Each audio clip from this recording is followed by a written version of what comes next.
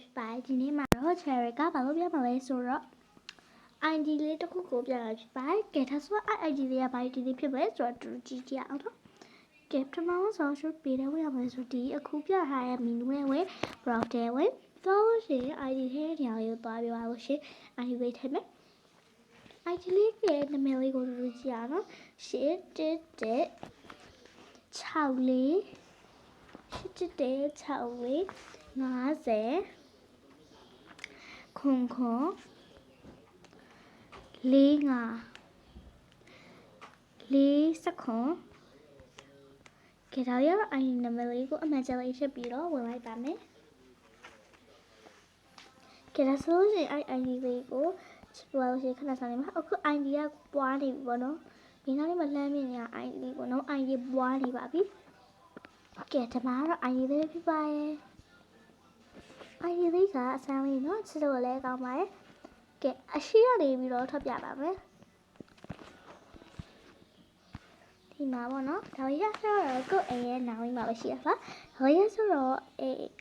လမ်းလေးတစ်ခုပဲပေါ့နော်တခြားတော့အိမ်လေးကိုဝင်ဆက်စုလို့ရပါတယ်ဒါဆိုရင်ဘာခံလဲဒါဆိုကာကိုတာပေါ့နော်ဆက်စုလို့ရတယ်ကိုစုချင်တဲ့ဆက်တွေကိုအကုန်စုခိုင်းလို့ရပါတယ်ဒီဟာတော့ဖွင့်လို့မရဘူးနော်ဒါအမိုင်ပုံ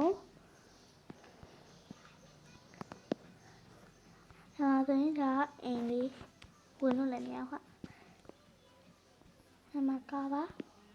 ဟိုကားလေးရှိရပေါ့နော်ဒီမှာလေဒါကျတော့ဘွားကြီးရဲ့ဒီကားကိုတောင်လေးပေါ့နော်ဒါဘွားရဲ့ house ရဲ့ဘေးတောင်လေးမှာဒီလိုအိမ်လေးတဲ့အိမ်ထွက်လာတော့ပါဒါဝင်လို့မရအောင်ဖြစ်နေပါဦးတော့မသိဘူးသိပါဘူးနော်ဘွားရဲ့အနောက်မှာလေး cherry berry တပွင့်လည်းထွက်လာသေးတယ်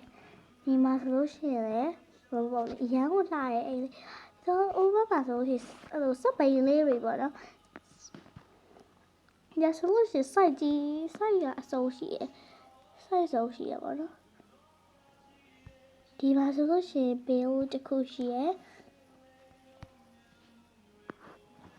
အရင်ကရတယ်ပေါ့နော် display လေးရကျတော့စီးလို့ရပါတယ်ဒါလေးဆိုလို့ရှိရင်အရင်ဆုံးလဲပေါ့နော် sorry